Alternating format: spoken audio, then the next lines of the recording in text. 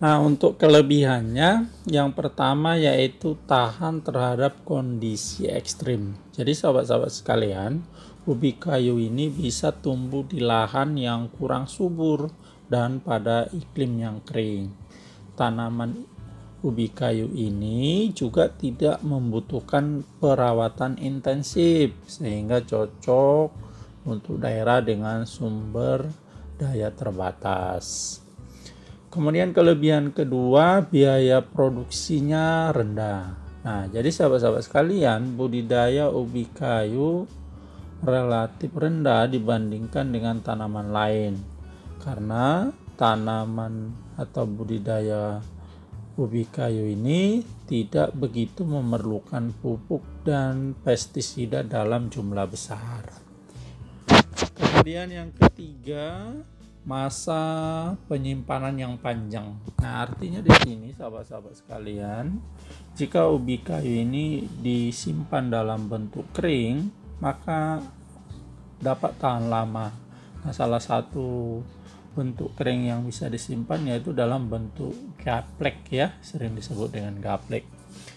Kemudian yang keempat, kelebihannya yaitu potensi pasar luas. Nah, ubi kayu memiliki banyak kegunaan, baik dari sebagai bahan pangan berupa tepung tapioka, gaplek, maupun bahan baku industri. Jadi bisa dijadikan bioetanol maupun makanan ternak sahabat-sahabat sekalian, sehingga menciptakan peluang pasar yang luas ya. Lalu kelebihan yang kelima, produktivitasnya tergolong tinggi juga. Jadi dalam sekali panen, ubi kayu bisa menghasilkan umbi dalam jumlah besar yang dapat memenuhi kebutuhan pangan lokal bahkan untuk kebutuhan ekspor. Lalu kelebihan yang keenam yaitu adaptasi yang baik. Nah, jadi perlu kita pahami sahabat-sahabat sekalian, ternyata ubi kayu dapat kita tanam di berbagai jenis tanah, termasuk tanah berpasir, tanah kering, sehingga fleksibilitasnya dalam budidaya sangat cukup tinggi gitu ya. Namun ada beberapa kekurangannya. Yang pertama yaitu waktu panen yang lama. Nah, jadi sahabat-sahabat sekalian, ubi kayu ini masa panennya tergolong lama ya. Jadi bisa sampai sekitar 8 hingga 12 bulan setelah masa tanam. Nah, jadi kalau diperhatikan dari siklus produksinya tentu menjadi lambat karena masa panennya yang sangat lama. Yang kedua, ubi kayu juga ada rentannya terhadap penyakit tertentu, yaitu misalnya busuk batang atau penyakit mozaik umbi kayu ya, sehingga tentu bisa merusak produksi.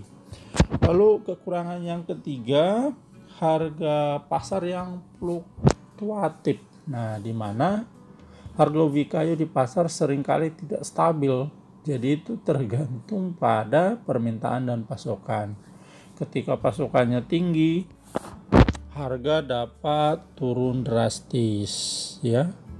Atau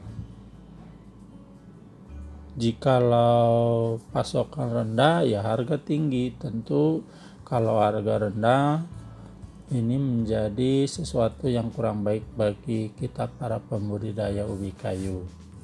Kemudian kekurangan keempat, dia juga membutuhkan area tanam luas. Nah, artinya untuk mendapatkan hasil yang signifikan, ubi kayu biasanya memerlukan lahan yang luas.